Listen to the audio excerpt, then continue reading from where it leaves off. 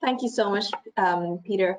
It's so nice to be here, and it's so inspiring to hear both Vivian and also to hear Michael's journey as well as a risk taker. I'm Sky, and I'm the executive director of a local NGO here in Hong Kong called KELY Support Group. We are a youth organization, and we've been around for 30 years with a mission to empower young people to reach their full potential. I guess, for me, my main reasons for working in an NGO, for working in a youth organization, really is a personal one. When I was a young girl, actually even before the age of 4, I had already lived in 4 continents and 5 countries. My parents moved around quite a lot. And they ended up landing in West Africa, in Ghana, working in community development, specifically with the poor, and involved in education. I think it's very different for a Chinese, very, very traditional Chinese family to move in the 80s all across the world and land up in Africa in a very non-traditional job as well.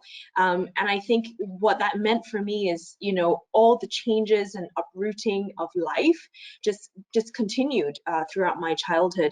And I think my story is very similar to a lot of people in my generation and the generation that we're seeing around us that are growing up today.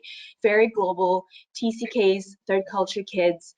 And I think one of the most difficult things growing up was really seeing so much different scenarios where now that I think back at them were quite traumatic.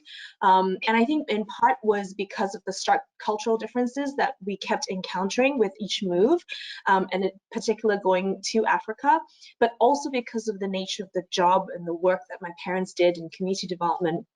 I remember specifically, when I was in grade 1, one of my first art pieces was depicting a funeral that I had went to at the age of 5. And it wasn't just an ordinary funeral, but it was a funeral where people had knocked on our door in the middle of the night, and because they had no money to bury their child, we had to go very deep into the forest, dig up a hole, and throw the body in, and had a brief ceremony. And I think it's images, it's experiences, it's exposure like that that I, over the years, had to really overcome.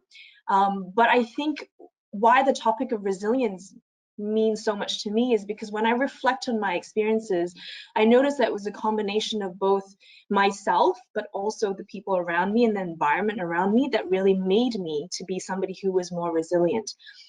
As I look at my work daily today at KELY Support Group, one of the troubling things for us here in Hong Kong is that when we look at the global trends, and there was a report done in, I think,